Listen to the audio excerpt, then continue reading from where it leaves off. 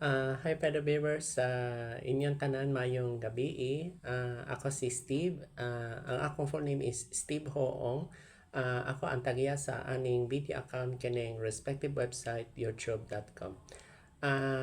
By the way, this video is for only who understands Cebuano.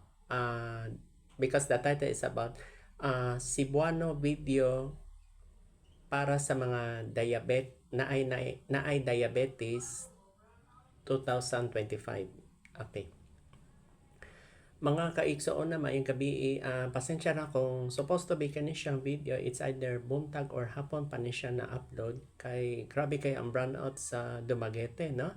Ang nag-announce was NGCP or National Grid Corporation of the Philippines kay usually ang declare brownout dire sa among syudad o sa province is Noreco 2 or NGCP. However, naabot og sobra 13 ka oras, so karon lang ako naka-upload aning video.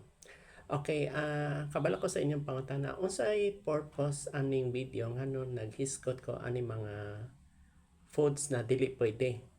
Kay kani siya kabahin sa nahitabo sa akong papa.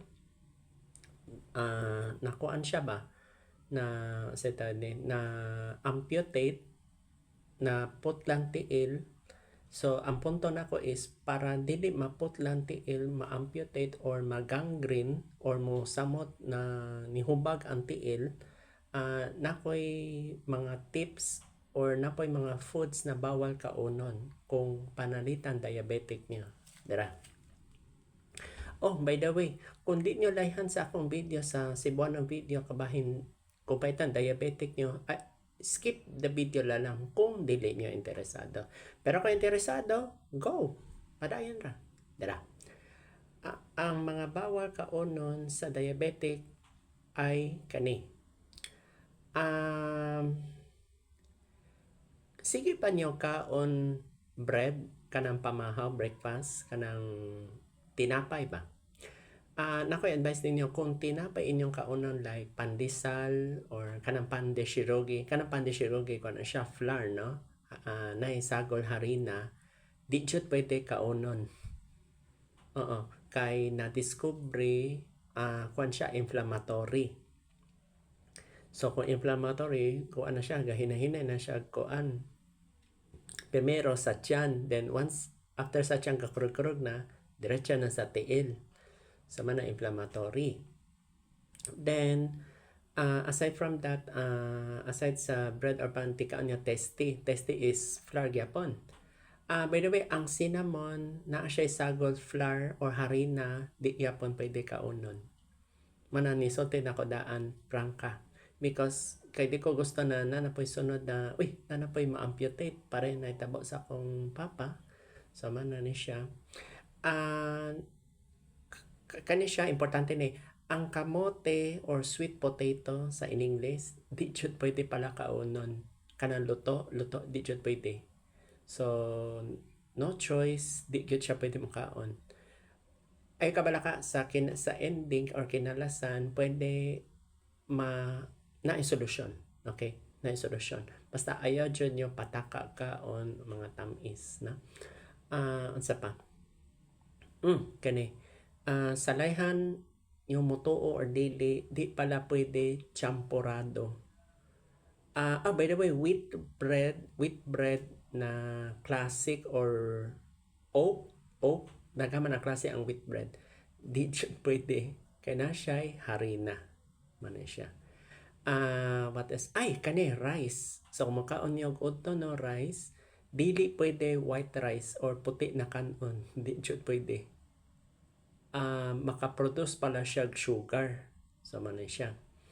Ang usa naman katong brown rice, di gyapon pwede. By the way, kung Java rice, kinana mga tanan sa inyo sa doktor kung Java rice kay naka-heard ko ani. Kung fried rice na naisagol garlic, pwede once a week. Kasara sa usa ka semana, pwede na siya. Kung red rice, labi maayo. Ang red rice mo na anti-diabetes na kuan. Then, di po siya pwede masubraan man ang kuan. Then, kung unsay sulti sa doktor, kung betang red rice, pila ka cups depende kung unsay decision sa doktor, pero kung maingon na usa ra ka kutsara, no choice, usa ra jud ka kutsara. So man na jud akong kuan ani. Napaidain unsay solusyon para sa diabetic, para ninyo diabetic. Pwede niyo makaon prutas pero di pod pwede sobraan mo jud kuan, di jud pwede kuan. Fruits, piras, pear, kung apple kay mo gahit man ang paglibang gamay usara ka hiwa, pero dili ingon tibuok fruit ayaw kay mo gahit man ang paglibang sa mananan siya. Then kung manabak ko, wala ako kabalaan akong kay di man smoke akong papa, ang nasango lang mi is champurrado.